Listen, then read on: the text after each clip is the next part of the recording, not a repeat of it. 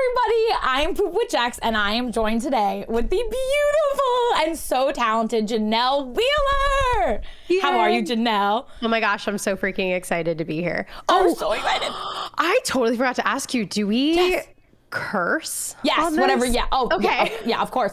I try to, like, depending on the topic, limit, but no, for this kind of, hell fucking yes, we can curse as much as you want. Janell, what are your pronouns? I am she, her, but fluid. Okay, all right. I like that. Okay. I love thinking of things in a very, like, open and fluid and spiritually, like, whatever way. I just love that openness in general, especially I think that's lately. how people should be, right? Yeah. Like, open and allow the universe to sort of feel what it feels naturally. I love that. We're so heady right now. Oh my God. Because we're so excited. Because honestly, when you said that you want to do a podcast, I was like, oh my God, yes, Janell, please. I'm so excited.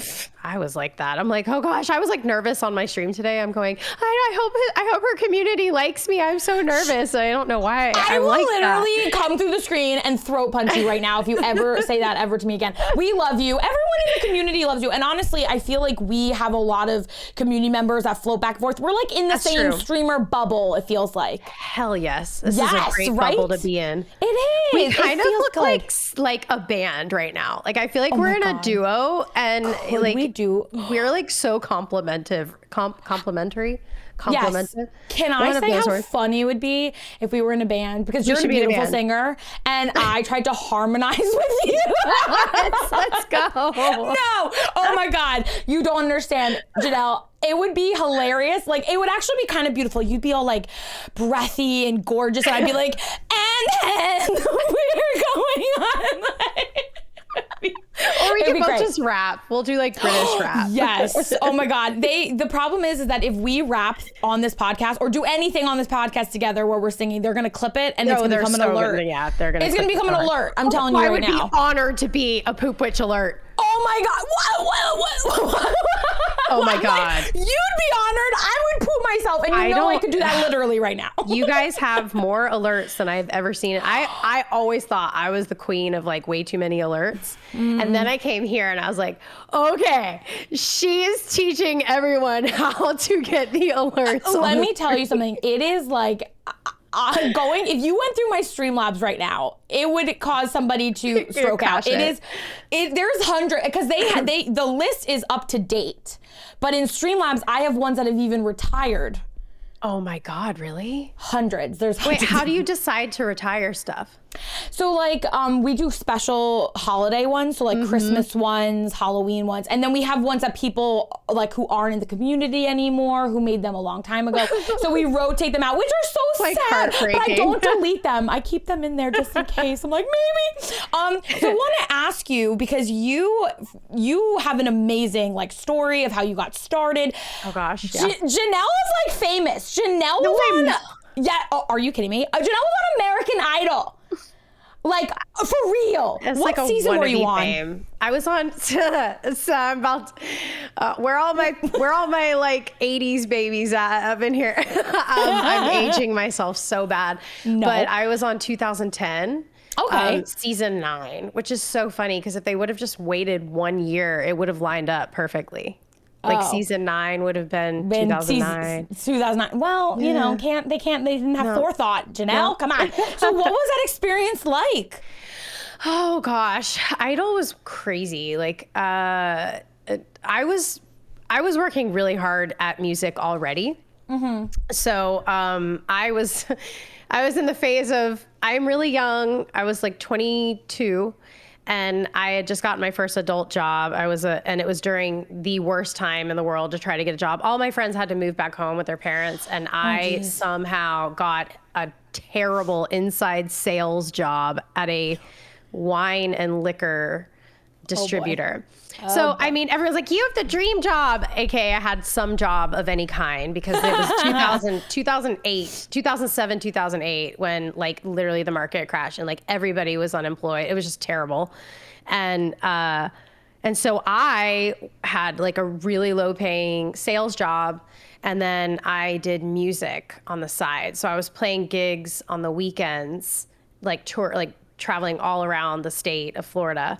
And then entering like any kind of singing contests I could find, like in the newspaper, or like my parents, I went to visit them from college or something, I don't remember. And they were like, hey, there's this local radio station that's doing this big country music singing competition. You can win $100,000. And I was like, all right. And so Let's go. That's why I started trying country music. I don't know anything about country music. I know Shania Twain. Like that's it. So I tried, and they loved me. I sang. Really? Yeah, I sang House of the Rising Sun by the Animals, which is not country.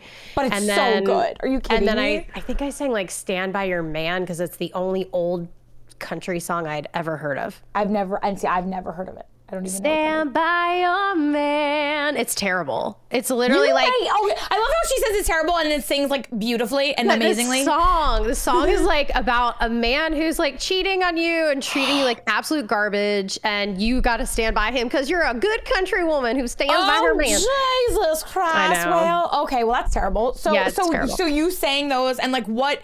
How was that for you? That was like your first entry into the world, right? I mean, it was a really cool experience because the local radio station was really, really nice. And I made it through, and I kept getting through all these like calls. And so then anyways, that was really cool. And I got really far in country. Wow. And so I was like, okay, I'll just keep doing this because it's clearly working. So then I tried out for Orlando's Got Talent. Okay, that sounds like and something. I won that. Stop, really? Yeah, wow. it's so silly. I won Orlando's country. Got Talent. Yes, I did the country. It was at a country bar, so I knew better. So like the people that were doing opera, people were kind of like, "What are you doing?" Yeah. And honestly, like I have to say this: if you're doing live music and you're not a super famous person, it is very hard to get any type of paying gig. Unless you're singing country music. It's just how it is, especially in Florida. Like if you want to get into a bar or a restaurant and you're singing country, like it's so much easier to gig that way. I think country music is a gigging genre. It's about. Do you think that's just because it's like the South? Like Florida, I know isn't like the South, but like, do you feel like it's because it's? It is. I mean, it's. I think that it's just like the audience is very. I would say like down to earth. Like they're actually like going to bars and they want to hear live music. Like when I go to a bar, I want to hear EDM, like, and I want to see a DJ. Right. But that doesn't work for someone who wants to be a singer. Like you can't get up there as a pop artist and be like, I'm going to go into a nightclub and I'm going to sing a pop song. Like it's really hard. It's really hard to gig. So that served me in that way. And I kept doing it and I started gigging. I made really nice friends, and some of the people that I actually met in the competitions we're like, hey, we're going to go. We found out that American Idol's coming to Orlando. You should do this with us. Oh my God. And I was in that that crappy sales job. Curse, please, let him fly. I hated my job at the time. It was just I never wanted to get into sales. I watched my dad like work his whole life away in sales. And I was like, I don't want to ever be a sales rep. I want to be a marketing rep because that's what I saw my mom do. Okay. And so I was like, I want to do marketing. I'm really vivacious and I'm talkative and that. And so, but couldn't find jobs. Anyways, so I called in sick. Nice. And I went with my friends to the American Idol audition. But I was really just going as a support system. So I always was anti like those shows. I had never watched the shows. Wow. I didn't believe in the shows. I thought they were a cop out. I thought they were so embarrassing. They were about sob stories. I was never into those shows. Yeah. And then I was there you have to get a band like you would at a nightclub the night before. Wait, what do you mean? You have to go in the day before to the stadium where the audition is, and you have to get a band. Like they check your ID and they like make sure that you're good. And you get a band. They put a band on you and you have to like shower with it and everything. Oh, a band! I thought you meant you have to like hire your own band. No, like a band on your arm. They don't provide and there's that? two. Oh, yeah. Okay. There's two. Sorry, a wristband. Yes, right, thanks, Abby. So you get that, and I was standing there, and I'm like, I'm just here as support system, so I'll take the green band. And so the support system gets the green band and the performers get the yellow band. And I was like, I'll just take a green. And they were like, come on, Janell, just get it. You can change your mind tomorrow, whatever. So anyways, I got kind of convinced to get the yellow band, the singing band.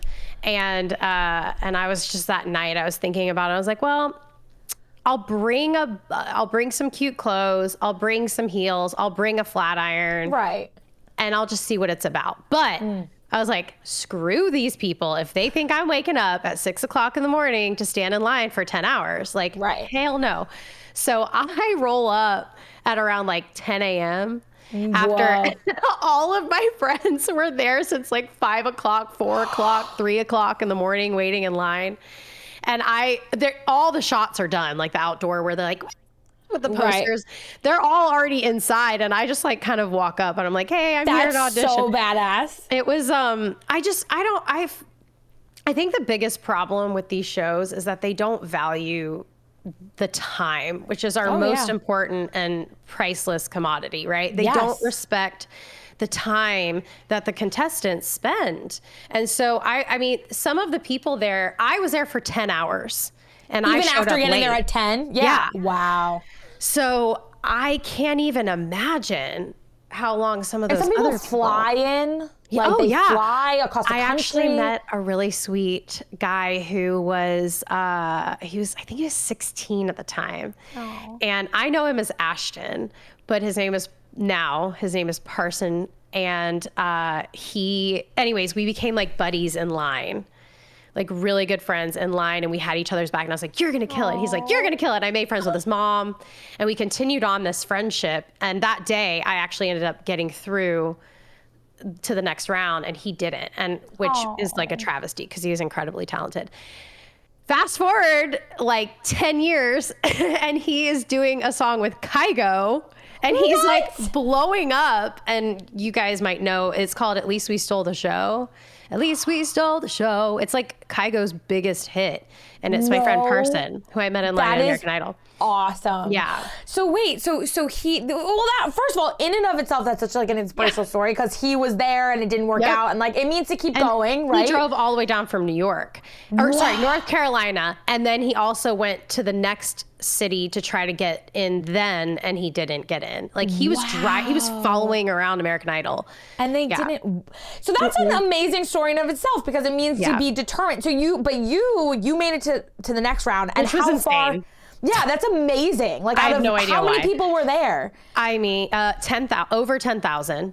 Wow. I'll never forget that because it was 10 hours of waiting and 10,000 people. They see 1,000 people an hour. Holy crap. So what they do, if you want the real like tea on how it goes down, I want the tea. Is the judges aren't there. This is just the first round. They make it seem like it's all in one day. And you're in this giant stadium. We were at the Magic Stadium, the Amway, arena. And you're sitting in all so you have the basketball court that's like down on the ground. And then you have all of the people, which is 10,000 people sitting in the stands. And then on the floor where the basketball court normally is, they have groupings of judges, people, just literally like small interns and stuff screening everyone. They're not even like the big producers. There's one big producer that's walking around and I watched him like a hawk because I know these things. I've been doing music for such a long time. Right. I saw him and I watched him. His name's Patrick. I am friends with him on Instagram still. He's a big Star Wars fan. And so they have like, I can't remember how many tables. I'm going to say at least like 10 or maybe 15 to 20 fold out tables separated by sheets of black, like just fabric. Wow. And at each table, there's like 3 to 4 judges. And this is all happening at one time. And then you have like a revolving line of 4, I think either 3 or 4 of us just standing next to each other. And we're like, it's almost like a cattle, like being herded or something. Yeah, it's almost like a firing squad situation where you take a step forward and then they fire, you get shot. Yes. And then you like, it was like you step forward. And then, so the 4 of us step forward. Wait, but can you hear other people singing around you too? Everybody's screaming over everyone. Everyone's that must be so screaming. like disorienting. You guys, do you plug your ears or something? Like how do you even combat all that? I just pushed a lot harder than I don't sing really loudly. So immediately, first of all, I went in going, this is never going to happen for me. I was like laughing the whole time. I was like, this is hilarious. Did you just hear that girl sing like 20 octaves? Like, right. You can hear it from the bathrooms. Some of these people are singing, belting, so loud and powerfully and beautifully that when you see that person get cut, you're like, okay, well, this is a waste of my life. So as soon as I noticed that and I realized that, which was probably within the first like hour of my life there, I went, I'm here for fun. I'm here to make connections with other musicians and just like have a good time, which is how I became friends with a bunch of local singers and like Ashton or Parson. And anyways, so you step up, you sing, you probably sing maybe like one line of a song. One line? Most people are just one line. I got to sing through my entire audition song, which was just a chorus. Way. It was just a chorus. But you still got to do all that? Wow. I did. And then like, they what song was it? House the Rising Sun. Oh, that was you. Oh, that's your song. Yeah. I was like, I know my audition song. I know what I'm doing. And then they're like, they called Patrick, that scary, like looming producer over. And he's like standing in the background and they're like, sing another song for us. And I went, oh shit. I was like, I don't know what to say.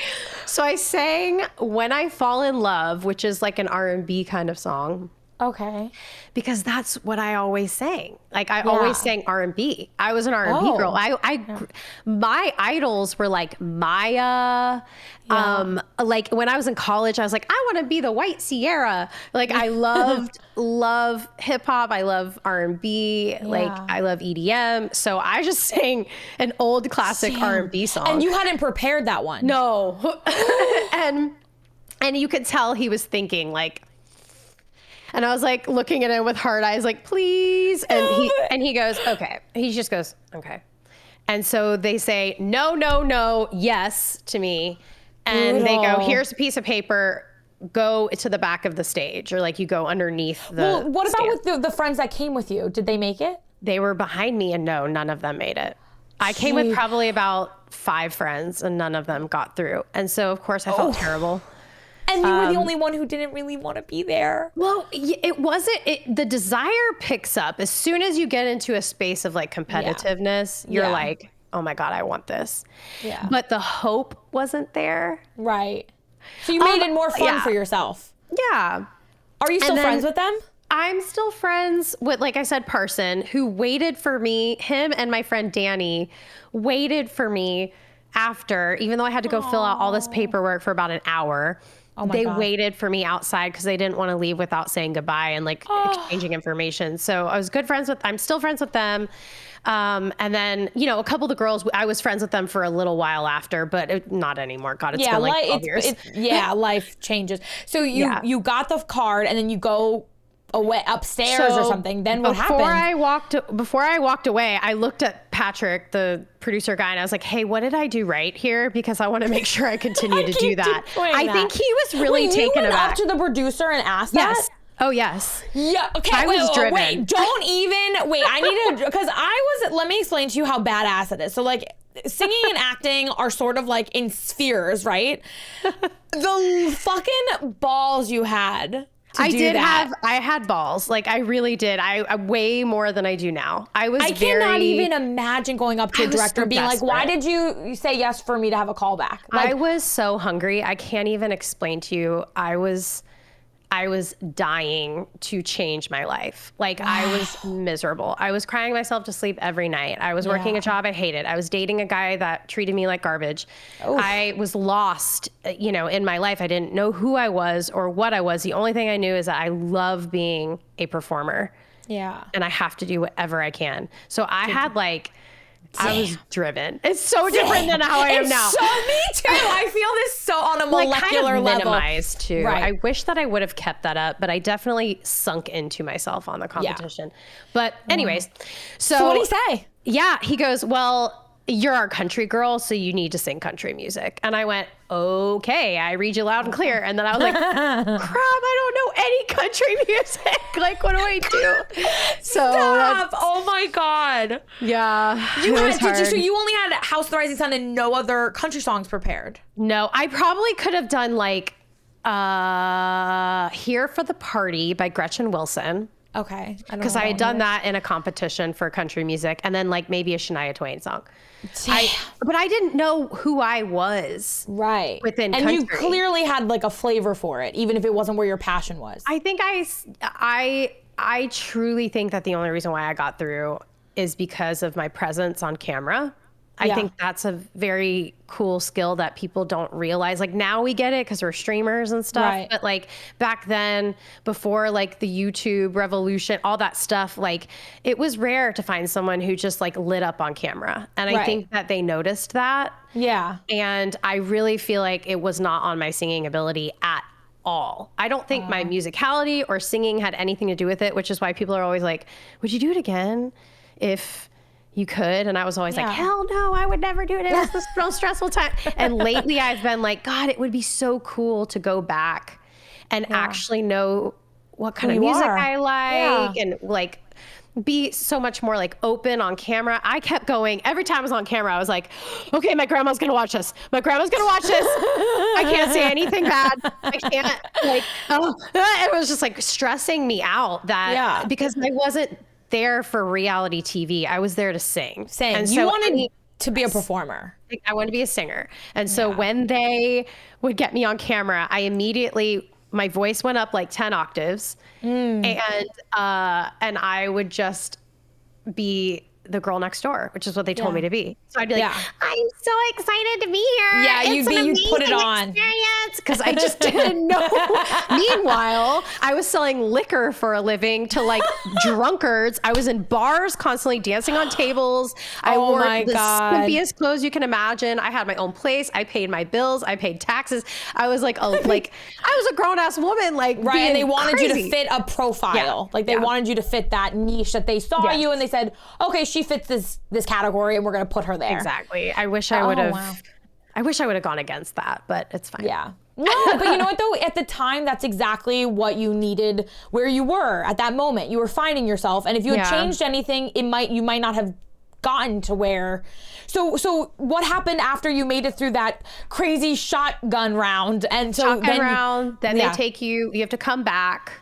And they take you to like, it feels almost like TwitchCon or something. It's like, it's at a hotel and it's at a convention type vibe. And you're just more auditions. So there's one day you do 2 in a row, thank God. And then it's just the long and the short of it is like the first audition, I totally messed up. My voice was shaky. I didn't know what I was doing. I was like freaking out. You have to sing the same song every time. And I thought that they were Xing me out. I thought they were, because I go in there, there's like a spotlight on me. I sing for another round of producers. I don't know who the heck they are. And they just go, okay, Janell, thank you. And I was like, really? I literally go, oh, okay, really? And they didn't say anything back to me. And so I walk to the door and someone hands me a piece of paper and I look down and it said next round. I was like, what? Like, you jerks. Like, oh my God. They're so LA. They just don't, they don't give you anything. They just don't care. They're like, I'm just doing my job. So then they send you directly to the executive producers after that. Oh, wow. So those are the Simon Cowell behind the scenes. Like, it's like another British dude that talks exactly like him, and he is literally the executive producer. And I loved him. I loved Simon. I loved all of them. There wasn't one person I didn't like. They were all so nice to me. But Simon was my cheerleader after this round. So anyways. You went to the executive producer, you sang for them. I sang for them. They were like, great, you were awesome, you're in, next round. So then I have to come back a few weeks later, and that is what you see on TV. Oh my God. So you sang in front of the scary judges. The scary judges. Was this Paula Abdul? No, it was Cara Diaguardi, Randy. And Simon. Simon. I feel like there was one more person that was supposed to be there. I think it was maybe Shania Twain or something. And they didn't show up. Crazy. I know, that would have been awesome. But oh wow. Eventually it was Ellen DeGeneres, but she wasn't there yet. They hadn't assigned their fourth judge yet. Okay. So my big problem with that, I really, really sucked. I think they were very taken aback by how bad I was that day, because I think they had already decided who was actually going through to Hollywood. Yeah. And they're all kind of on a script. That's the vibe that I got. Yeah. But of course, production was running completely late because the judges weren't there. They were being divas. They were in the rooms. They didn't feel like doing it. So we were sitting there for like 4 or 5 hours waiting for the auditions to even start. Jesus and so Christ. I was in the middle of like an interview, and they, I guess, found out that the judges got there, and they ran into my room when I was interviewing in, and they're like, go, go, go, you need to go. They're here. And I was the first one that day. Whoa. After 5 hours of waiting? Yes. Jeez. And I was like ripped. And so I was like heaving for breath when I walked in. Not only was I nervous and like it was hard to breathe. You were the first one. I was like waiting. Out of breath because I ran up the stairs in heels. Oh my God. Anyways, I really messed it up. It was not a good audition. And it was so funny because I'll never forget it. Simon Cowell goes to me, and I don't think it made TV. Actually, maybe it did. But he goes, based on your singing, Janell, I'd say no. So he's basically saying like nice legs, but no. Yeah, nice. Wow. Okay. Yeah. So wait. So after, did you made it past that, or that was? I made it. Wow. I'm going to Hollywood. You went to Hollywood. Yep. How many rounds into American Idol did you make it once you were in Hollywood? I made it all the way through Hollywood Week into the top 24, which is the live shows. Wow. So I was competing against Todrick Hall, who is like a fabulous singer and creator. If you don't know, some of you in the chat will probably already know who that is, but Todrick Hall was on my season. And then Tori Kelly was on my season. She was in there. And Casey James, a bunch of like really big names. Who won your season? His name is Lee DeWise. Okay.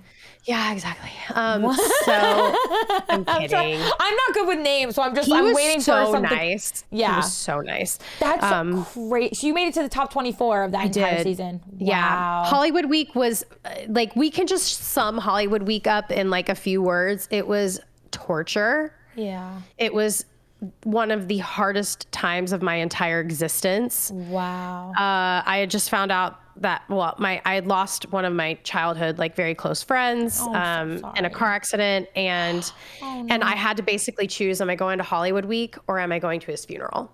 And that was really difficult. And I had like a mental breakdown, and my dad like physically like pushed me onto the plane. Like I was like sobbing, and they threw Xanax at me, and they're like, get on the fucking plane. Oh my God. Well, honestly, your friend would have wanted you to, for sure. Yeah. But that's so hard. It wasn't just about him. It was also just the anxiety of everything. It was just a lot. Yeah, of course. But Hollywood Week was brutal. You're like into and it's crazy because I don't think people appreciate how brutal just the beginning part of what you were saying is. Clue. Like I didn't know it take place over weeks. Yeah. Going back and forth. Yep. Yeah. Oh, that took months. Like when I auditioned, my first audition, I had lost like 20 pounds because I started going to the gym twice a day, and I was like busting my butt to like I was like, I'm going to be on national television. I got to get in shape. Wait, it was months before you even got on the show. And then how many weeks were you actually on the show? The live shows? Yeah. Oh God, like 2, 3. Jeez. It was 3. And so you were there for almost a month.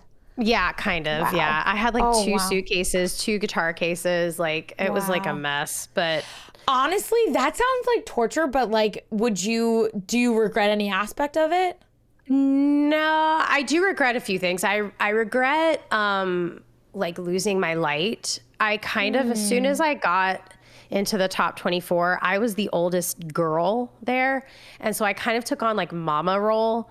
And so anytime the young ones, especially like anyone from 16 to 19, whenever they would be like, I want to sing the song, and it would conflict with me. That happened to me 2 times.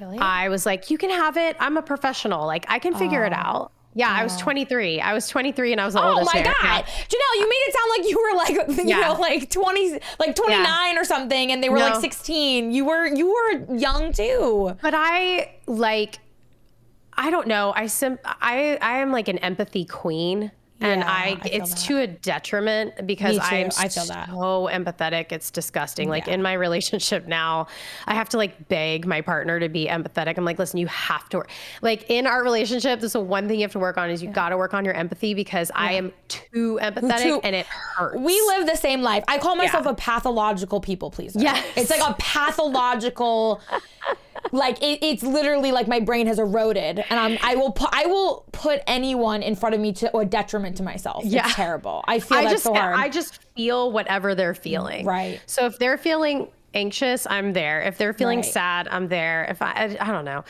but it was fine. Again, like it was just, I just wish I would have fought.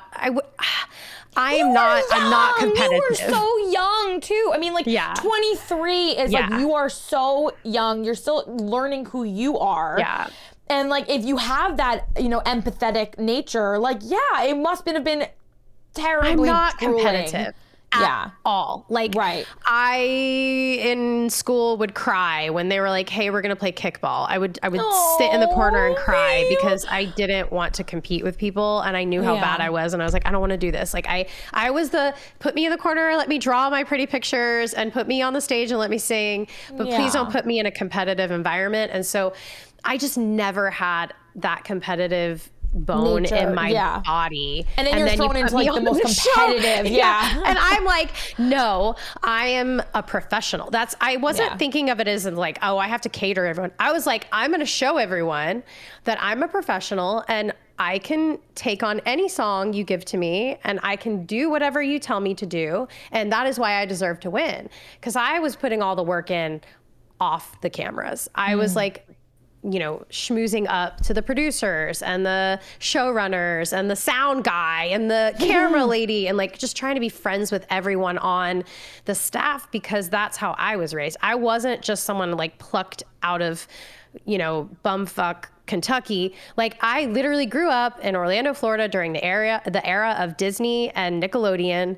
And I was on commercials and I was performing on huge stages since I was a kid. And I was working with these staff behind the scenes people. And I knew that that's where I give my respect. Like I know that the director is so important. I'm not, and like impressing, I didn't think about impressing the audience. I thought about impressing the executive producer. Yeah. Does that make sense? Yes. Yeah. And so I think that was stupid. I don't think that was stupid. I think that was like, you were already acting like somebody who like had experience and made it. Like, and like, I'm going to make it. I'm going to behave the way that like, if I made it, if I was a famous singer or actor, like I would want to be the really nice and I think like that's how easy to work with person. Yeah. And so that was my kind of obsession a little bit. And so I think I should have done a little less, but I will say that they're all so nice to me and they loved me back and they're like, Janell, let's go have a drink. Like I made really good friends with everyone, but I knew I was getting cut. Oh, but you know what though? It wasn't an experience. Yeah. I could tell I was getting cut because the day that I was getting cut, I went up to all of my friends and I'd be like, hi, good morning. And they'd be like, oh, hey. And they wouldn't even look me in the eye. No. And I was like, I called my then boyfriend. I was like, hey, just so you know, I'm getting cut tonight. And he's like, what are you talking about? You weren't the worst. I was like, first of all, I wasn't the best. And no one will look at me in the face. Like no one will look me in the eye. And these are people that I've been having drinks with and enjoying conversations with and getting to know. Like these people are so like, they feel so awkward in front of me right now. And they were doing that because they knew, like they can't tell you. Yeah, they knew the results. Okay. And they knew the results and they couldn't tell you. But it wasn't like they were like, because sometimes people will be like, oh, well, you're not on the show anymore. We don't have to be nice to you. But it wasn't that. I think they felt bad. I think they were like, oh, she's so nice and we have to kick her off the show. No. Oh my God. But you know what though? I have to say that it sounds like overall, even though, you know, it didn't maybe pan out, but like, I feel like you made it so far and I feel like that was a huge life. Yeah. Like it was changing thing for you. You just don't know it in the moment because it's so fast paced. It is so crazy. Like it's really nice to look back on it now and kind of like revisit the things that I would change or things that I could have made better. But for the longest time, I didn't even really want to talk about it because it was like, it was a little bit of like a trauma for me because it was really sad when you get cut. I mean, you work so hard for free. You get zero compensation. Wait, whoa. They don't pay you like each round you make it? No, maybe later on, but I got cut in the top 24. So no, they don't. They're paying for your hotel, but you have to share it with someone. Like even that alone did not work well with me because I'm a grown up. Again, like I said, I had my own apartment. I lived by myself. And they're like, hey, you have to share a room with this, this stoner who I love, by the way. But she's like, she's staying up till 4 o'clock in the morning. And I'm trying to like wake up and go to the gym. Like there's just different lifestyles and sharing like an actual physical sleeping room with someone. Like one room too. Yeah. It's just not conducive. Like it's not, they're not trying to do you right. They're not trying to help you. They're trying to like they're trying to cheap out. So I am like amazed. And so you did this in what year was it? 2010. 2010. So when did you find Twitch? Like when in that time frame? Not even close. Like not even, oh my God, there's a whole story which we can do. There's a whole world between the two. That will be the next podcast. But the time that I spent, I'll just tell you where it was. After Idol, I was like, okay, I have 2 chances. I can do 2 different things here. Actually 3. I can marry this guy who kind of treats me like garbage and cheated on me while I was on the show. Or I can go to LA and go after the acting and hosting stuff. Yeah. Or I can go to Nashville, which is a music hub. Yes. And I knew one person. Please tell me you did not pick option A, Janell. No, hell no.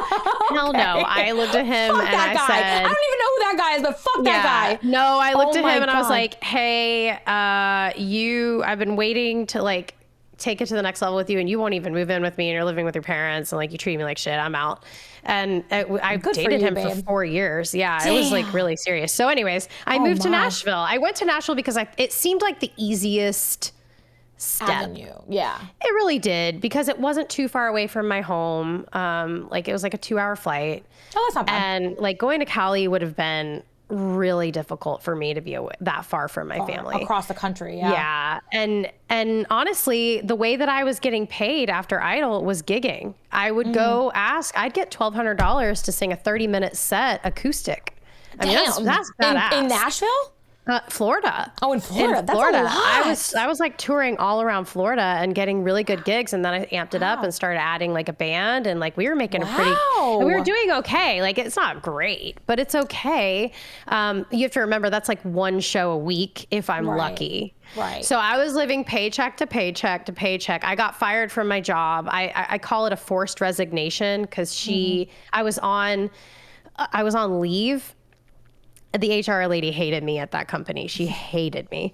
And she called me the night that I got cut on national television and said, you have to be back at your job on Monday. And that was like a Thursday. And I went, I'm in LA. I have no idea even when they're flying me back. Like I'm going through some shit right now. I can't get back to work on Monday. Like I can't tell you that I can do that. And she's like, well, then you're going to have to leave the job and you're going to get fired and you just got to make it happen.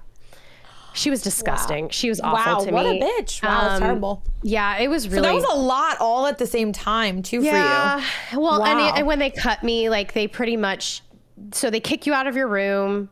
They're like, okay, you have to, as soon as you get cut from the show, you have to go meet with a psychiatrist to make sure that you're stable enough to leave.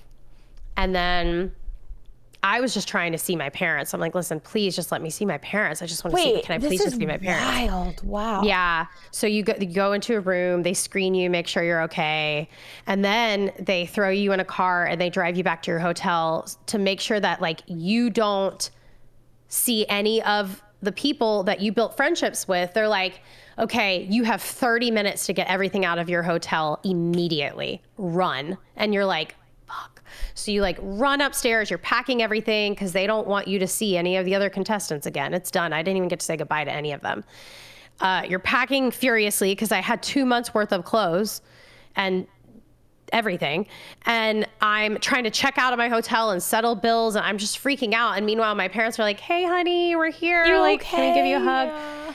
And it's like, at that point, it's, midnight and they're like, okay, well, we have to get on a plane tomorrow. So I got to see my parents for probably a total of like 15 minutes after I got cut, enough to like cry in their arms. And then I was torn away from them, and they threw me in a taxi, sent me to a different shitty hotel on the other side of town. And then I'm just like sitting there going, okay, what just happened? And then they're like, oh, by the way, you have to be up at 3:00 in the morning for interviews. Exit interviews with all these stupid local news stations like Chicago, Fox News. And I'm like, and so we're on West Coast time. So we have to be up for East Coast time. They're like, morning news, which is, so it's like 3:00 in the morning. I'm doing my own hair and makeup, trying to get ready to get picked up. So get this right. Get this. So I have slept a total of 1 hour at that point. I get up, do my own hair and makeup. They send me to this like area. I have to do interviews for about 6 hours straight. I finally get back to my hotel, and they're like, great, you're on a red eye. We're sending you home. So I'm fear of flying girl. Getting on a red eye, which fear of flying at night specifically. And it was the worst turbulence I have ever been on in my entire life. I mean, I was literally like this.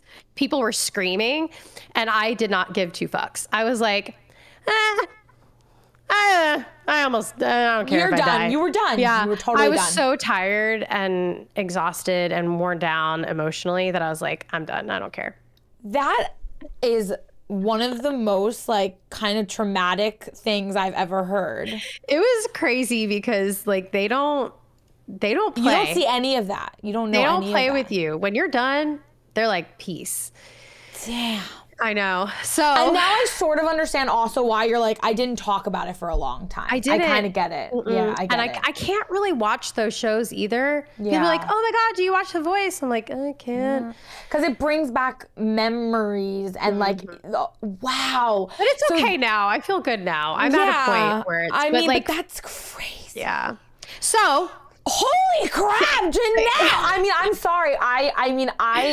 I wanted to know this story so badly because I lurk in your streams all the time, and I hear you bring it up like casually, but I've never heard all of the details. Yeah, it's never like one chunk. One chunk. I feel like this is like so ridiculous. It's crazy. I can't even tell you how my mind is blown because I really thought that when you see it on TV, because that's the only experience I've ever seen of it, is it really does seem like it's sort of like calm and not calm, because I know that behind the scenes it's always like stop and go. It's making a dream come true. Right, but I didn't know that you auditioned for like weeks. Like that is never. I mean, it's jarring. I can't believe also how like kind of volatile it is actually after. And Hollywood Week, like I said, that is a whole nother thing. That was painful as well. Like everyone was just so sick. Everyone was losing their voices. Everyone was just a mess. Like I can't even imagine. Yeah, it's like how the sausage was made. Like when you watch the TV show, you feel like it makes like a linear sense of like, okay, they go straight to Simon and they see 10,000 people. Yeah. And then like, I know. I'm flabbergasted. I had no idea that it was so it's volatile. Crazy. Yeah. And it really is. So you continued to sing in Orlando? I did. And then you went to Nashville. I was touring. So I saved up as much as I could. I moved back home with my parents from Tampa, and for about 3 to 4 months, I saved up as much as I could off of shows. And I was like, all right, I'm moving to Nashville. And I moved to Nashville, and I started my quest to try to make it in Music City. Good for you. So I don't want to like. I mean, you're fine. I've already been swatted. I know. I wasn't gonna bring that up because that's a whole other. At this point, thing. I'm just you're like, fuck it. No, but so are you still in the Nashville area? Okay. Yeah. And fun fact, I was very much thinking about leaving. Like I was in a really frustrating kind of controlling relationship type thing, which we don't have to get into. Yeah, this was Can I ask you a question? Because I was lurking in your stream once, and you told like a really inspiring story. Okay. About how you were in a relationship, and I want to know if it's with this guy that you're bringing up. You were in a relationship and you were like really unhappy. Yeah. And you realized you didn't have that many friends in the area. They were all like his friends. So you went out by myself. By yourself? Yeah. Is that, and you met a girl, and that's how you met your now husband, right? Yep. Yeah, fiance. I love that story. I listen to that whole story because I lurk in your streams all the time. Like I told you, I'm a creeper. I am inside your streams. When I tell people, our lurkers. I am working so hard, and I remember hearing that story, and I was like, that is so fucking First of all, if you want to tell that story, please. I mean, it's so much fun because I also think what's amazing about it is like you have like giant lady balls. I do. When I'm finally like, I guess when I really need it, I do. When you need, you whip them out when you need them. I do. They're tucked away, right. And then they'll pop out. I'm gonna remember this moment. This is like, yeah, you should. I feel great. Yeah, you should. Man. I love that story, and I was like, damn, good for her. I'm like cheering you on listening to this story. So that's the guy you were just talking about, this like controlling. Okay. When I first moved to Nashville, I had a friend, he was a good friend of mine. We had met doing music around Orlando. He was a hometown friend. He moved to Nashville and he was extremely successful as a songwriter and a singer himself. And I did consider him like one of my closest friends. And so he was like, hey, this is how successful he is. He's like, I bought a house. Do you want to rent a room? And I was like, sure, I'll rent a room. This is perfect timing. Like I'm going to go to Nashville and try to make it. And I don't know what the intention was. And I don't know if it was ever coming from a really evil place, but fast forward quite a few years after dating, I did kind of find out a few things that he had kind of done behind my back or said or discouraged that kind of stood in the way of my success as in the music industry and within dating. Because when I first moved here, I was like, man, nobody likes me. Like I'm freshly single from this bad relationship I was in. I'm really proud of myself for getting out of it and leaving. That was really difficult for me.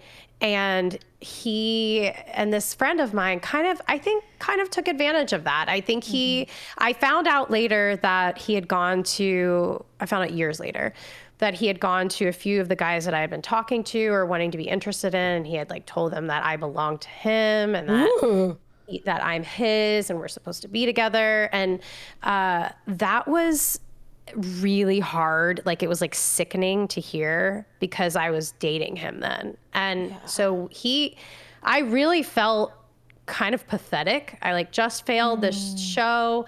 I moved to Nashville. Nothing's really happening for me, like with friends, nothing's really happening with dating. Nothing's really happening with me with music. And the only time it ever did had something to do with this guy, this friend of mine. So I became very needy for him. And I think it was all part of a manipulation of, he wanted if you want to succeed in music, you need me. If you want to succeed with friends, you need me. If you want to have any importance in this town, you need me.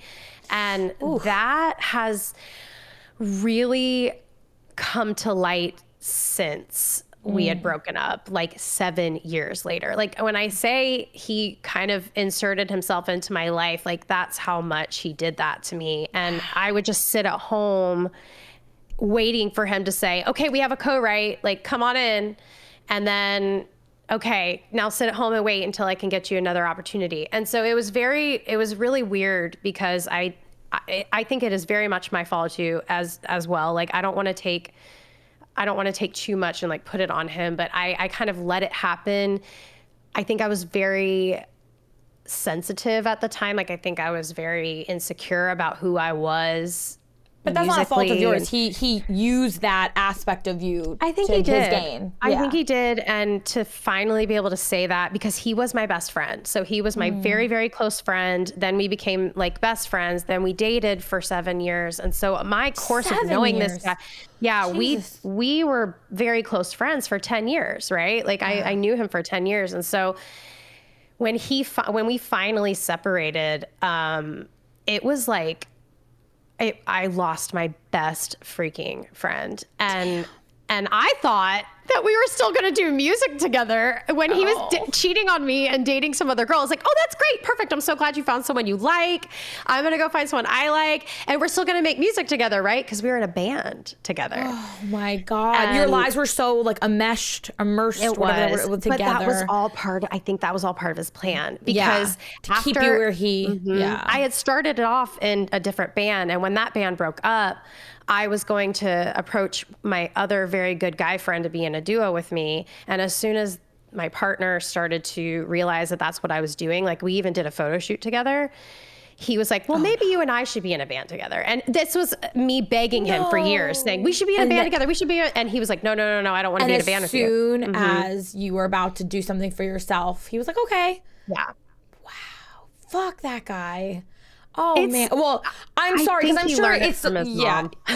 I'm also sure you still have like, because he was your friend first, so I don't. He was, and that's why it was really hard. But brutal. I'm so sorry. I think that's one of my biggest regrets was like, I wish I had experienced this town, young, vibrant, single. Like, I really think my music could have actually become something if I didn't rely so heavily on someone else. And I'm kind of disappointed in myself with that. And that is something that I have to live with all the time. Like, I think about all the time. Say that one more time. You know what it is? Is that like, I don't feel like, if I can, my 2 cents, you can take them and throw them in a sewer for all you want. But my 2 cents is, I don't think you should look at it as like you're disappointing yourself, because you were in this moment of your life. That was where you were.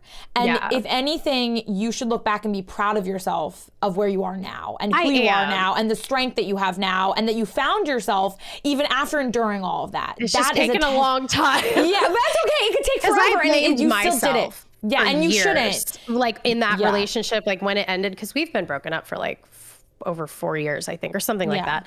But I blamed myself. I was like, listen, I deserve all of this because like that's how much I was manipulated. I was like, I deserve this because I didn't satisfy him in a way that I could, because I wasn't attracted to him.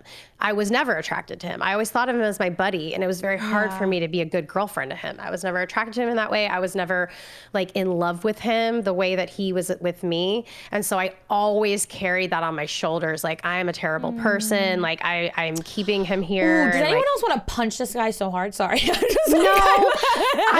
like I said, that was my failure. As soon as I recognized that I wasn't really like in love with him, I should have just stopped. But so much of your life was tethered to him. I was so scared. I was so scared that I would lose everything. You weren't just going to lose like a guy that you weren't into. You were going to lose your friend. You were going to lose somebody who had connections, and you had a lot to lose. So I totally understand, and you shouldn't feel bad about that. Like he connected so much of your life together at the time that like, of course you'd be scared to lose that. And he made it so you also felt extra scared. We like lived together. It was the whole thing. And now, let me just say, you, like the badass you are, were like, I'm unhappy, and you went out on your own, and you were like, I am going to go make friends. I am done with this. And you went out on your own, and you went like bar hopping. It was hard. It was hard. Do nowadays. Please don't do that now. Yeah. It was a moment where I was just kind of like, you've had enough. Well, I was just kind of like, I know he's cheating on me. And I'm okay with that. I know that sounds freaking insane. No, you weren't okay with it. You weren't in love with him. I was like, I'm so glad that he's getting what he needs. And I know we're on, it's weird here. But what I will say, and this is kind of going back to the original question with Twitch, I started streaming when I was with him. The music stuff was really kind of breaking my heart daily at this point, because we had so many close calls. I was so close to so many record deals, to so many opportunities in my trio, as a solo artist, as the duo. There were so many configurations, and I tried. I mean, again, 8 years of living in this town doing music. It was breaking my heart. So to make me feel a little bit better, I was like, you know what? Like, I'm going to get an agent. And I'm going to go try to do some hosting. I didn't really go for the acting stuff because I suck at acting. I mean, I'll just admit it. The only reason why I did acting was because I liked musical theater, which was dancing and singing. And then I also had primarily, right. And so I was like, I'm going to do some hosting stuff just for fun. And I went out for an audition with, I remember there were only like 2 girls in the whole building. It was all men. For this comic book related TV show, or like the online program, for this company called comicbook.com. And I'm like, why the hell does comicbook.com have an office in Nashville? Like that should be LA. Like that should be San Diego. Like that doesn't really make any sense, but they're based here. And so they were looking for a Walking Dead expert. I was a Walking Dead expert. Yeah, I know everything about The Walking Dead. I was obsessed with it. We should do another one where we talk about The Walking Dead too. Oh, hell yes. So I hosted a show about Walking Dead. Is that my dog back there? I'm like, what? By the way, every time your dog walks by, I have like this split section of like, is that a real dog moving? Or is that like, it's so funny. Oh my God, he's on Snorlax. Like, I was like, he sort of looks like an animation. Baby, you look like a cartoon. You do. Hello. Are you the boy? So cute. That's Yondu, comic book related. So anyways, I got this audition. It was really cool. And I got hired. It was with comicbook.com, and I was regularly on the show every week about The Walking Dead. We interview people on it, and I became very, very good friends with my co-host. His name's Brandon, and he's very well known on the internet, Brandon Davis. And he basically looked at me one day in between takes, and he goes, you should get on this thing called Twitch. I'm like, what? He's like, it's this, don't you play video games or something? And I was like, yeah, I like Mario Kart. He's like, you should get on Twitch. It's this video thing. You're so good at reading the chat, because they put me on chat reading. So I was reading the Facebook live chat, and I was taking questions, and he was kind of like answering them. He's like, you should really do that. And I was like, I'll check it out. I didn't know what the hell it was. So I went on and I started watching speedrunners, because my favorite game of all time is Donkey Kong Country 2, Diddy's Conquest. And I searched that. Naturally, it's the first thing I searched when I got on the platform. And the only people that play that game are speedrunners. So I just started like obsessing on retro speedruns, and I kind of got known. Like people kind of started to know who I was in the chat. And I made my screen name because I didn't know any better. I was like, oh, I was JanellWheeler on American Idol, so I'll be JanellWheeler on Twitch. Right. And loved it. Like, and it's such a nice community. It's such a small, like, tight knit community, speedrunning, that I felt really safe. Oh. And so after about like a month of watching speedrunners, I was like, biggest female Twitch streamer, like Googled it, and it was Kitty Plays. Okay. And I went into her stream, and of course, like, chat is going rapid fire. She's playing like a shooter, but she then stops and she goes into just a screen. There was no such thing as just chatting. There was no such thing as IRL. I remember those days. She just talks, right? And I'm like, oh my God, like, I could do this. Well, I was like, I am her. I'm like the blonde version of her. Like, I wish. I like literally wish. But she's amazing. And I'm like, oh my God, that's the stuff I talk about. Like, this is like real stuff. And I talk about that. And I was like, all right, I'm done. Let's go. And so I just started streaming one day. I think first game I ever played was Mario Kart. I'm pretty sure it was either Mario Kart or Donkey Kong Country 2, but I'm almost positive it was Mario Kart. And I had my parents watch both of them on their separate computers. And get that view count up. Yes. And everyone's like, oh, you must have had some community members from American Idol. And I'm like, ha, ha, ha, ha. Not one. Literally not one. I have one person that knew me from American Idol who's part of the community and who was back then. Her name is Jerry. And she was the only person. Nobody came. I was on Facebook like, guys, hi, I'm streaming on Twitch. Please come through. I had like 7,000 followers on Facebook or something like that. No one. No one showed What year up. was this? 2017, I think. Okay. Oh, we started streaming in the same year. Oh my God. That's crazy.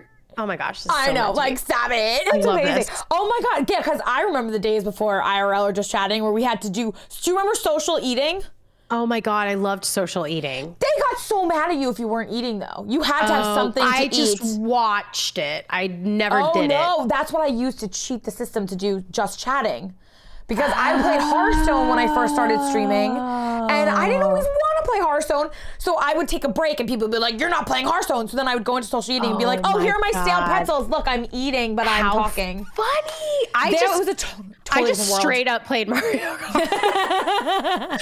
So my just chatting journey was an accident. I was playing Mario Kart and my Elgato took a crap and it just completely fried and it was done. And I was just kind of looking. Now like, I don't know what to do. And one of my mods was like, go into IRL. It had just started to like be something. And it was like a catch-all for everything. So I went into IRL and I just like immediately went from like 5 viewers to like 25 viewers. And then I kept going up and up and up and up. And it was because not many people were in it yet. Like even the big streamers wouldn't go into it. They're like, ew, it's everything. Yeah. I don't know what's happening in there. Right. I remember those days too. Yep. It was sort of like the Wild Wild West when I first started. There would be everything. People would get mad at you for being in there if you weren't physically outside. I mean, it was what? See, I didn't get any of that. I never caught shit. It was always just about like my physical appearance. Always. Yeah. Always. Well, that's just being wore a lot woman more on makeup, Twitch. and I was like, you know. But fun fact, that guy that I was telling you about, the relationship guy, he started streaming with me. He kind of made me feel like I couldn't stream alone. That was another part of it. So when I first started streaming, he was sitting right next to me, talking to me, or sometimes even gaming. And I'd have to sit there and watch him game and talk on the mic. I'm going to literally grab a weapon. I swear this guy was so emotionally like manipulative, abusive. I don't think, to his defense, I think he was doing that to try to make me feel less alone. Yes, I don't think he had bad intentions, but just so you know, you had to be in everything with you. He was very, I don't even think he knows how manipulative he is. I think it's like accidental, like it's been like bred into him from his manipulative mother. It's always mom. I really think so sorry. So now you've been streaming for like 5 years. Yep. And over 5, yeah. And you have been on this journey and it's yours now, distinctly yours. Yeah. And you're married now to an amazing Not guy. Yet.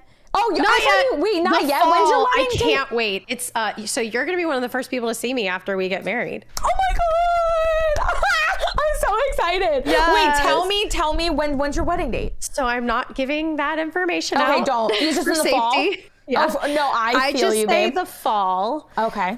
Because I have this reoccurring nightmare that someone's going to come to swat my wedding. Well, honestly, after what you also endured, I understand completely. But I get our honeymoon is TwitchCon. I'm just kidding.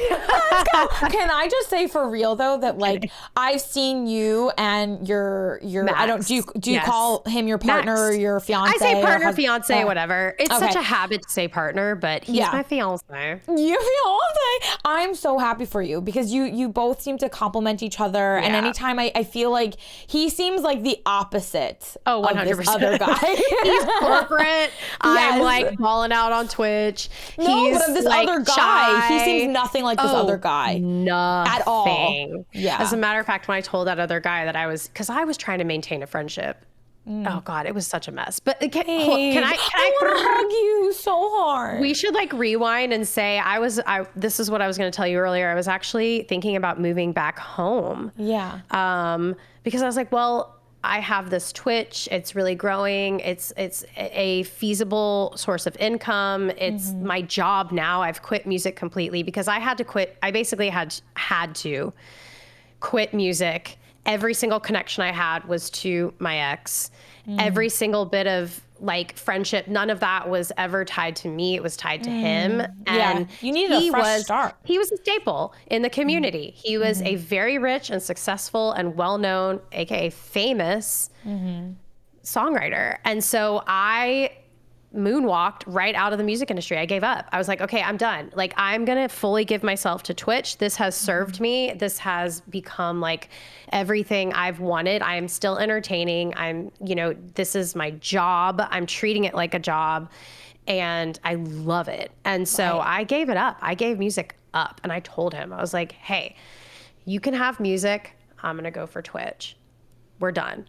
And can we be friends? Like, da, da, da. And anyways, I was like, well, I don't really have to be here anymore. And I was honestly thinking, I was like looking at places to live and nobody really even knows this. Not even like my parents. So I was like starting to hit up people I still knew back home. And I'm like, maybe I'll just head home. And then I met Max like 2 weeks after I started looking to go back home. And now like I can't ever leave. Like this is his home base.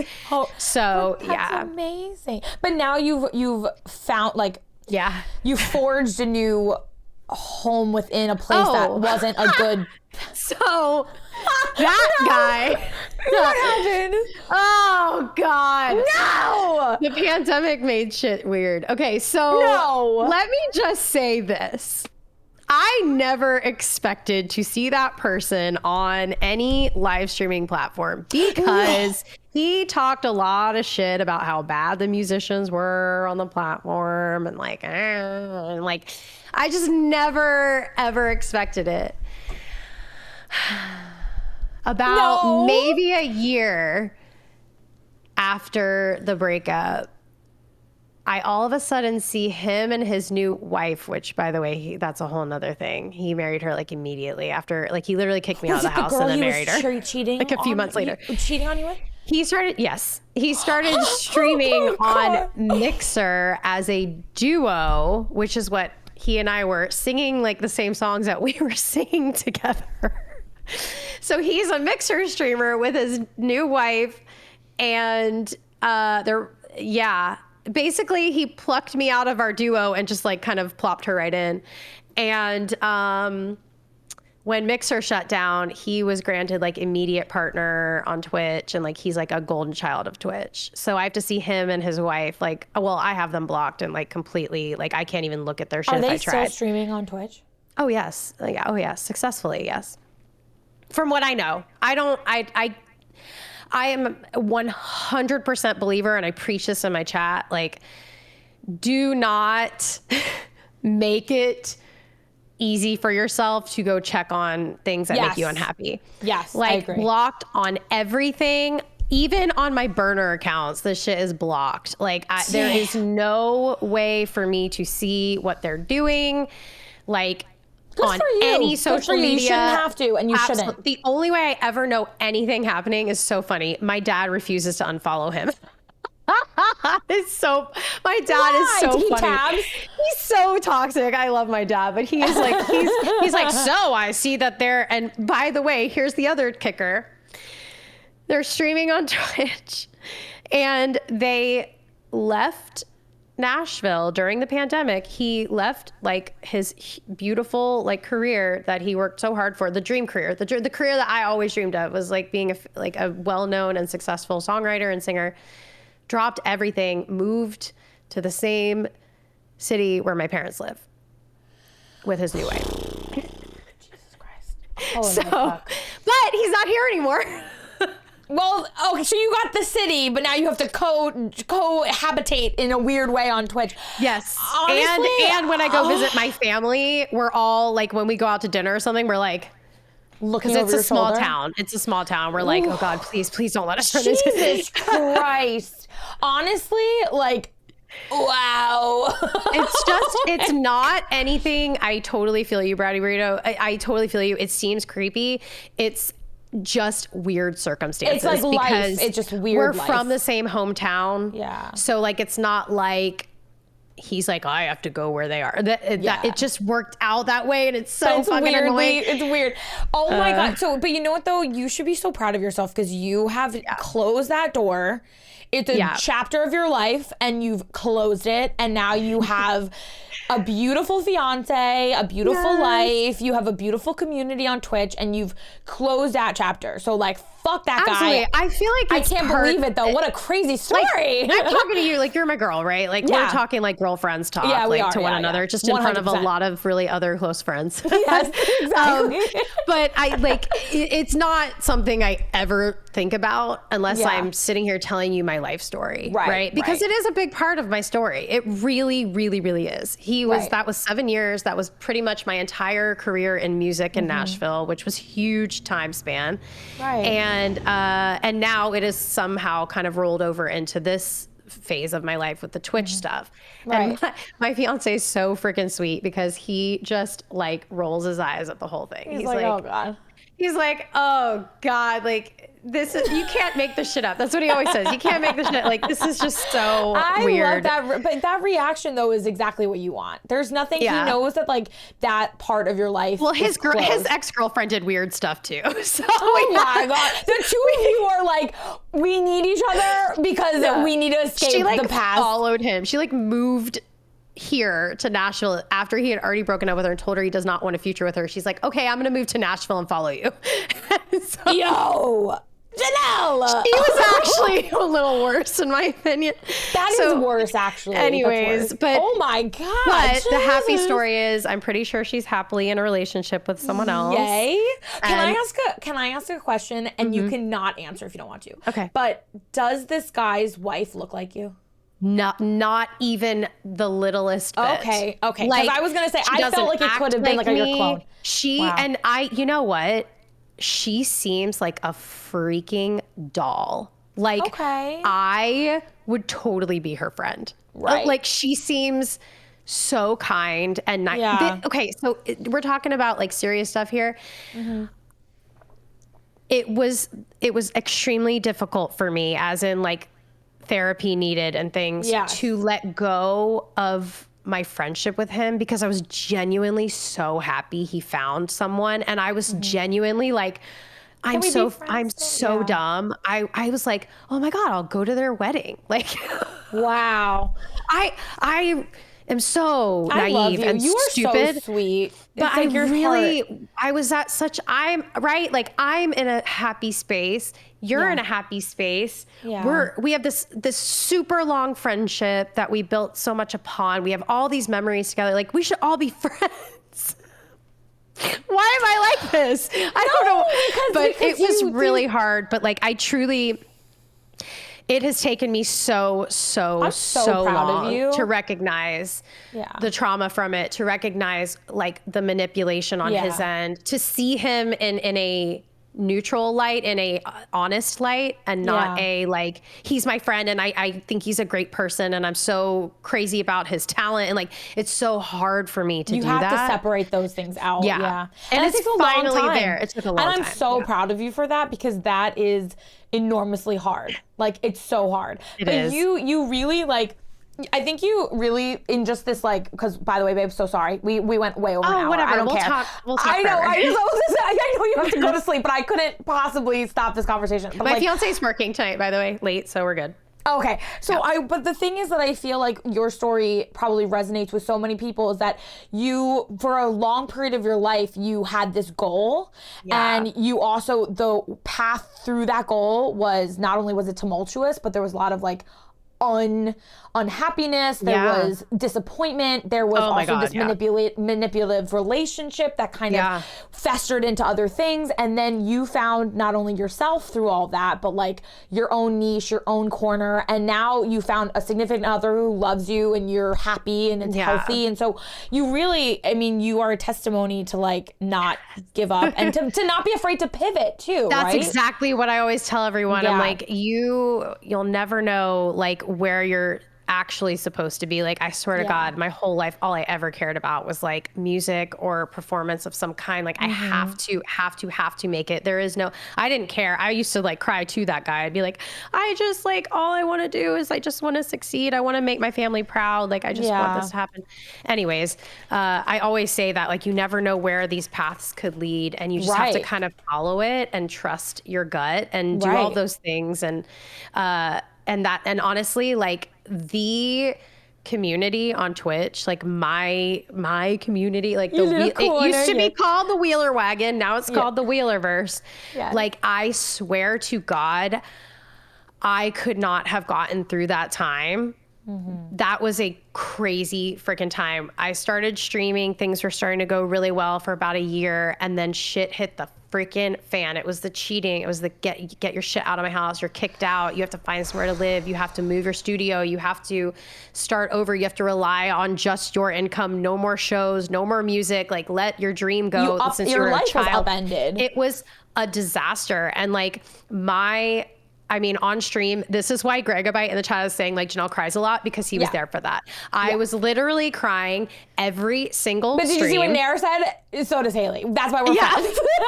Every single stream, I was like, my life is fucked. Like, and then I'd be like, but let's play Mario Kart. Right. But it was like the community was, I cannot tell you. And I actually met my best friend on Twitch. His name is Bilston Boy. Like, he got me through. He flew from the UK, rented a fucking van, and packed that shit for me in my studio. And we set my studio up in like this tiny little rundown studio apartment. And that's amazing. Like, but that's what I say. Like, when people say that Twitch, like computer friends aren't real friends, yes, they are. Yes, they are. They are. Yes, they are. If anything, it sounds like you're like me. Sometimes I feel like I really hope none of my people in real life, like in my in-person friends, but like sometimes I feel like they're more of my friends than people I've known for like 20 years, 15 years. Because I really feel like you're like, you and I are similar in that way, that I feel like our communities are like our little safe haven of like solace and peace and catharsis and happiness. And I feel like, so when I don't stream, I'm like losing my mind. Me too. I'm like gonna pull my hair out. It's hard. Like today I sat there and I was like, guys, I need to ask you a serious question. Do you like actually, I'm gonna ask you this question because I've been talking too much. No, have you ever lent a large sum of money to a friend? Me? Yeah. Yes, I have. Okay. How did that, would you do it again? Are you glad you did it, or would? I've done it multiple times. Wow. Yeah, I've done it multiple times. Can I be honest with you? Yes. With one, it didn't go well. Okay. With one, it went fine. Wow. So we talked about that today. Yeah. I'm planning my bachelorette party is Wednesday, a week from today. Oh, fun. And and so I'm doing like a joint thing because I've never really had a lot of friends. So I don't have a big wedding party, but Max does. He has like his boys, and they're so wonderful, and they treat me like I'm one of them. So thankfully we have them to hang out with. But I only have 2 girls going. Okay. And he has like 5 guys going, or 4 guys going.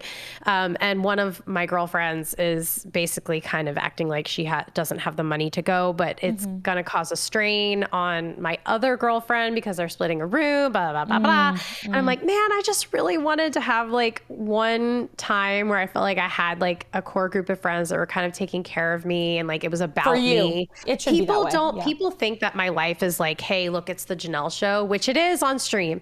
But like my IRL life is not like that. Like I never ask anything of my friends or family to celebrate me ever. I'm never like, hey, we're going to do this huge birthday celebration for me.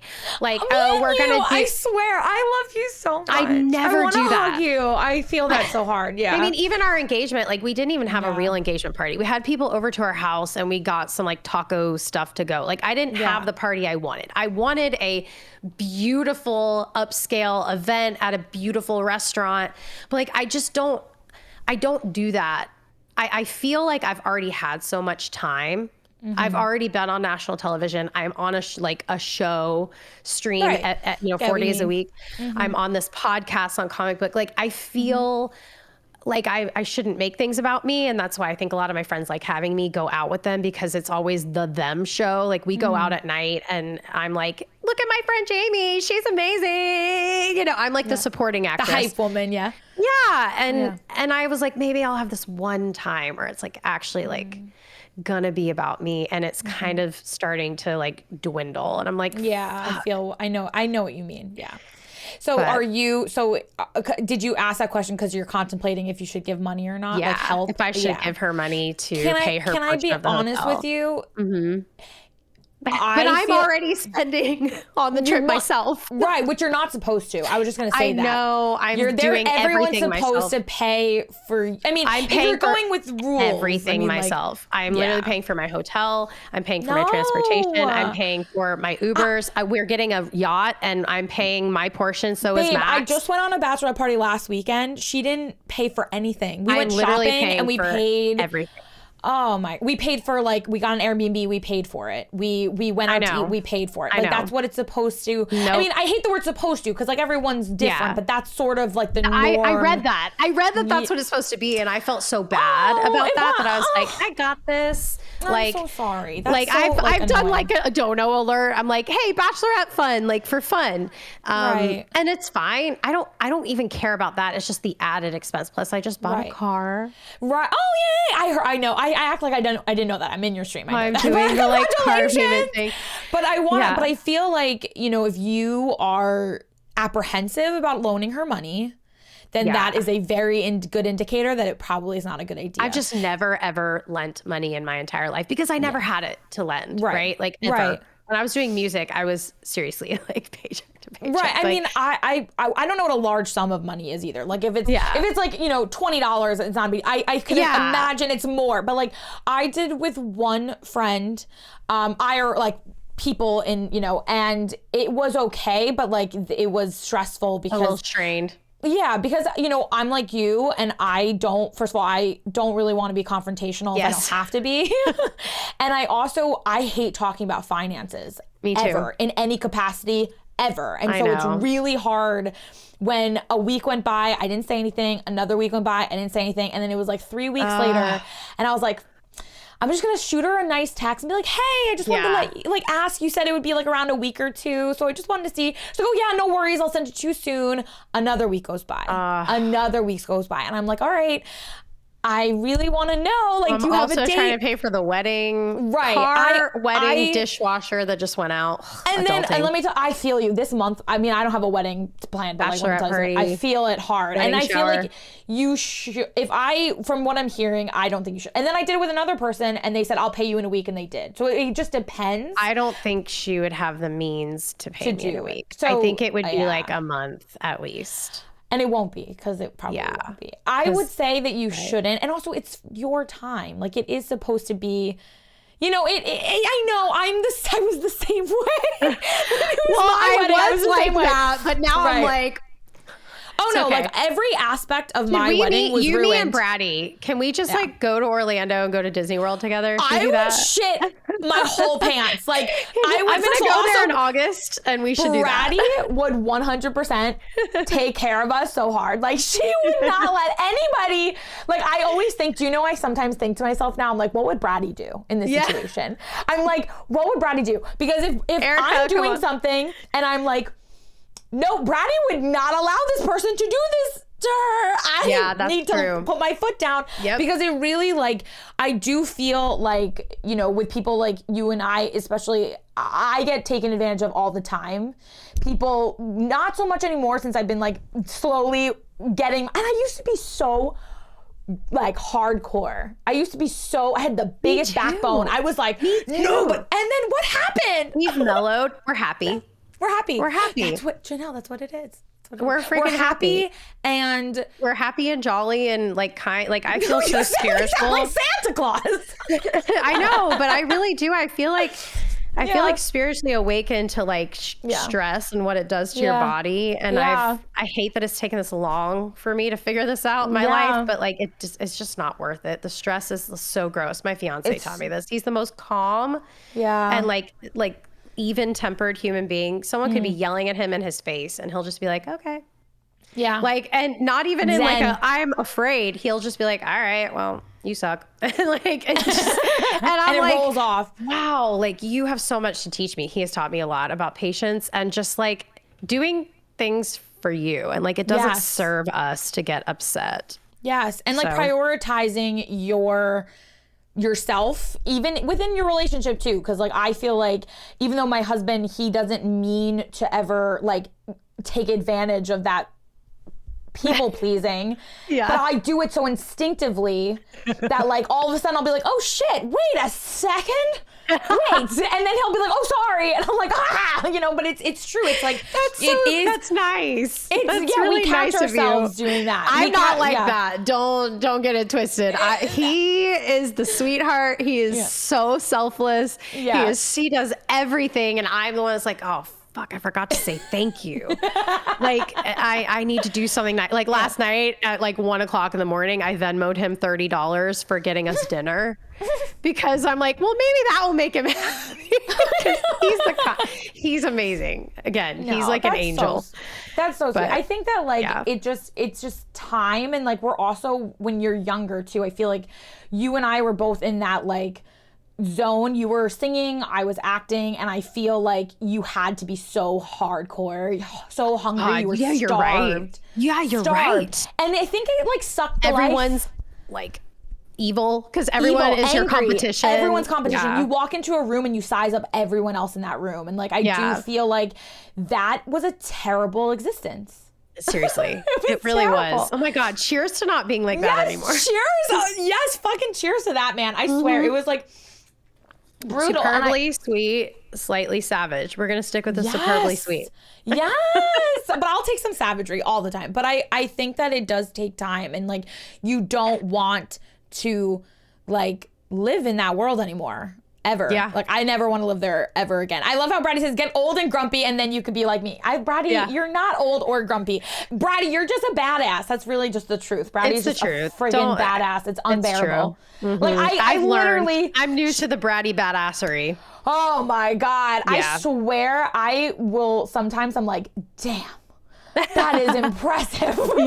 Yes, I was feeling that recently. I'll think about it like, I was about to say I'll think about it in bed, and that's weird, but I meant like I'll be about to sleep and I'll be thinking about something Brady said or an idea she had, and I'm like, damn, that was a good idea or something. Like, she's amazing. But since we only went over a half an hour, no big deal. Pretty good. It's pretty, I feel like it's not bad.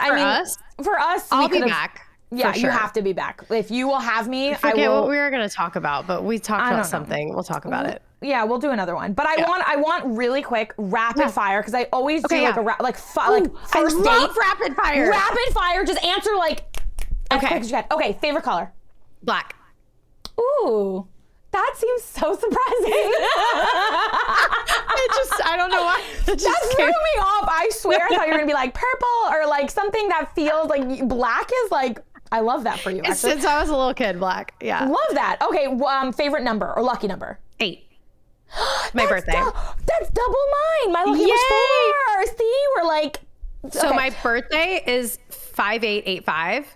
Which is so freaking cool. Oh my God, I should get that tattoo, 5885. You should. Oh my God. Anna right now is losing it because she loves 5s and like 8s and so everything. 55, 88, 58, 85, any variation of those. Okay. So, and what is your favorite TV show? Doctor Who. Okay. Yeah, Doctor Who. Which was your favorite Doctor? Tennant. 10. Okay. David Tennant. It's just hard because like now that Marvel has released TV shows, now I'm kind of like shit. But can I say my second favorite show? Yes, please. Of all time? RuPaul's Drag Race.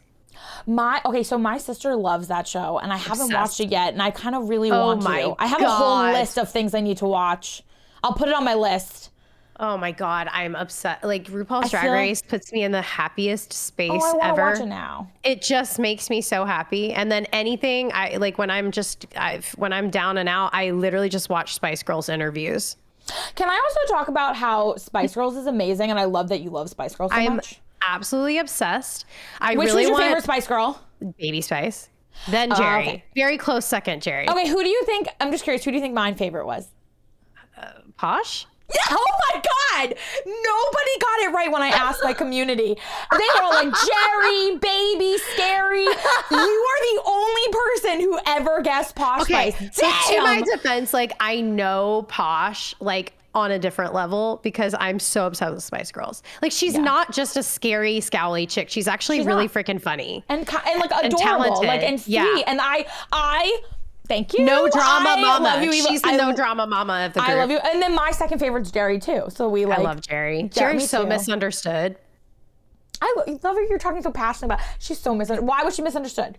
Because she left the band, but what people don't realize is why she left the band. She was really kind of being bullied by the girls, which was kind of messed up. And they made her feel like she wasn't important in the band anymore. And she's actually the only reason why they ever got anywhere. She was the driving force. She's the reason why they got anywhere. She was the businesswoman of the band, and I think she's a badass. Yeah. Okay, did you ever watch growing up the Spice Girls that was like not the Spice World that we all know, but the one that was like behind the scenes that showed them like filming in the desert? Did you ever see that one? Oh yeah, I mean I've seen every single documentary and special. Oh my God. I in the shower, I put it on my cell phone. I just go to YouTube and I go Spice Girls docuseries. So Spice Girls for you is My Buffy. Got it. Oh yes, Spice Girls is like my favorite. Okay. If they ever come back for any kind of reunion, I will probably sell my soul to attend that. I saw the Spice Girls when I was in 7th grade. Oh, so it was my mom. Did you like freak out? It was my first concert. Yeah, I dressed up as Baby Spice. My mom let me get like stripper heels. Damn. Good like mom. They were the really high boots that came up to my thighs. I used to have those. Do you remember those sneakers they wore that like those. I had those too. Those are the Scary Spice sneaks. I think I'd probably still wear them honestly. But hell yeah. So you like Spice Girls made a huge impression on you growing up. Yeah. And did it like shape that like woman power, girl power? No, totally. But I think it also set me up for unreasonable expectations of girlfriends. Oh. Because I never had girlfriends. I always wanted girlfriends. And I always wanted a group of chicks. And I've always struggled with chicks. Always. Oh, you know what? Honestly, growing up, I always had up until I got out of college, I always had like a group of core girlfriends, but none of them were friends with each other. They were always just friends with me, and they'd get together for me, but they weren't ever like friends with each other until college. I had a group of friends in college, and then time. But can I tell you, I feel like now I'd rather have a core group of girlfriends, because now that we're like adults and we know who we are, and I'm not just getting like trash drunk all the time, you know, like the friendships feel more like real and rooted than like, let's go get drunk every 5 minutes. I wish I had more of that, but I have my best girlfriend. It's fine. And my maid of honor. She's there. And I'd rather one quality friend over 100, you know. What's your favorite movie? The Labyrinth with David Bowie. We watched that for movie night. I have all of the pop. I have every single pop figure of that. Oh my God. Wait, and so what's your like favorite genre of movie? Superhero, I guess. Okay. Like probably Avengers, Marvel. Yeah, but I also I just love a romantic comedy. This week, fun fact, I started watching every movie with like wedding in the title or bride. So I watched like Bridesmaids, I watched Wedding Singer, I watched 4 Weddings at a Funeral, just because I'm getting, My Big Fat Greek Wedding. Yeah. I've just been watching all of those to get ready for like wedding stuff. It makes me happy. I love that. And they're do you know the 27 Dresses wedding movie? Oh, love. Yes. Okay, but I recently rewatched it. Is it bad? No, it was so good. But when I watched it when I was younger, I didn't realize how like fucked up it was that the younger sister did that to the dress. Yeah. To her mom's dress. You know what I'm talking about? Yes. When I watched it the first time, I was like, oh, that's really inconsiderate, whatever. That's really messed up. It was really messed up. messed up. Like on a level that I would never forgive her. I was like, how are you even forgiving that bitch? Like, what the hell? Seriously. Honestly, yeah, that's a good one. It's so bad. What's your favorite food? Bacca frita, it's Cuban food. It's a Cuban dish, bacca frita. It's a like grilled shredded beef with mojo sauce, black beans, and rice. But I can't really get that anywhere. So I guess my favorite thing to eat is probably donuts. I love donuts. What kind of donut? All of them, but my favorite is probably a old-fashioned type of donut, like the cake type donut. And then second place would just be like a good old like brioche, like basic. Can I tell you a secret? So Brady is already going to force feed me donuts, but like I don't like donuts. What? Because every donut I've ever had was from like Dunkin' Donuts and they're gross and they taste like wax. I don't care. And then Brady gets very angry at me and she's like, you've never had a real donut. So I'm already letting you know at TwitchCon, like Brady will be making a, oh my God, you know what, like when you get drinks and you do like a flight of drinks, she's going to make me like a tray of donuts. Instead of brewery hopping, we should go donut shop hopping. Okay. And I will be the happiest being in the world. I went to one donut place when I was in San Diego. It had like a devil on the side. It was like something devilly. And it was, the donuts were delicious. They'll probably know what I'm talking about, but I love donuts. They're going to be at my wedding. Instead of a cake, I'm doing donuts. I want to try one that's good. I don't think I've ever had a good one. Yeah. Oh God. There's so many. You should look up Five Daughters here. It's like famous. It's so insane. All right. What about, Bride Wars is a good movie too. Yeah. Bride Wars. That was a really good one with the blue hair. Shoot, the grilled cheese. We didn't even talk about it. Oh, we did. Yeah. Well, okay. We honestly, we need more. We need another episode. We need another episode, but you have been amazing. This is probably one of the longest ones. I'm so sorry. I hope you don't need to go to sleep.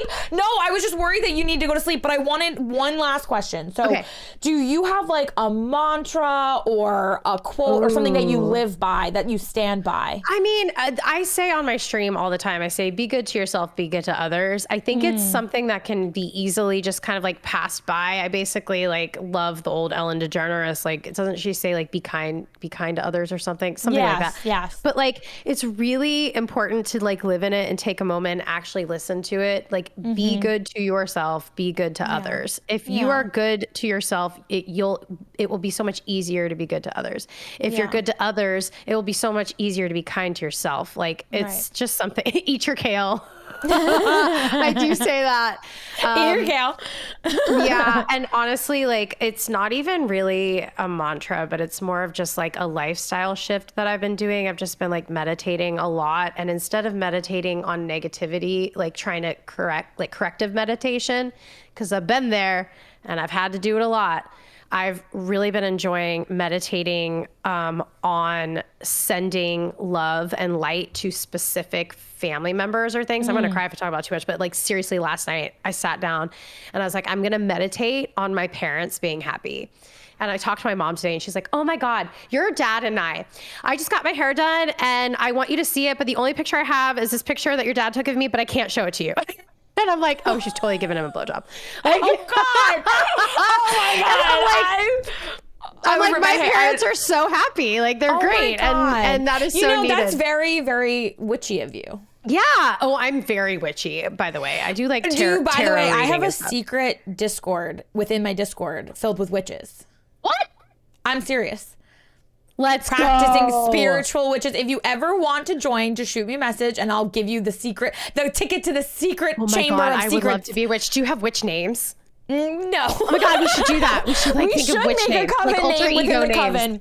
But yes. I honestly, like, that is, you basically were manifesting. I mean, that's like what you were doing. Yeah, I was manifesting. love that. Yes. You're manifesting. I've been trying to do it and I believe in it so much. Good for you. Oh, I'm so proud of you. Okay, well, first of all, Janell, I love you. You're amazing. I can't wait to hang out with you. Oh my God. Oh my God. I cannot wait. Like, hey, everybody, Poop Coven, you guys are so nice. Thanks for having me and being chill and not being mean in the chat. Well, they know. I would throw them so fast. It's one of the most welcoming. I'd wind up and throw them as hard as I could. You know that. I got you, babe. No, thank you, Janell, for this amazing podcast. Thank you for sharing your story with us and for being so incredible. We will 100% have to do another one if you're down. You have a Switch? Yeah. Like a Nintendo Switch? Oh my God, we should play Mario Kart together. Okay, I never have on his Switch though. I played it like old school. No, but I played Mario Animal Crossing on it. Mario Kart 8. We can play Animal Crossing together. But Mario Kart 8 Deluxe. Okay, that would be so fun. We'll or Mario Party All Stars. No, geez, that sounds intimidating. We're gonna get her into the game. We're gonna make her game like crazy. We got this. Okay. Also we should play It Takes Two together. I don't know. It's Bratty, so we'll have to do it. Let's go. I'm down. We do whatever Bratty says. We stand Bratty. We do whatever Bratty says. That's what I live by. I live by it. Bratty is like, all praise Bratty. Thank you so much, Janell, for being here again. I appreciate you so much. Thank you for everything. I loved every second of it. I can't wait. Let's plan another one. Yes, and please. I love your face. And this was Coven Conversations. I am Poop with Jex. This is JanellWheeler. And we'll definitely see you next time. Absolutely. Bye. Bye, guys.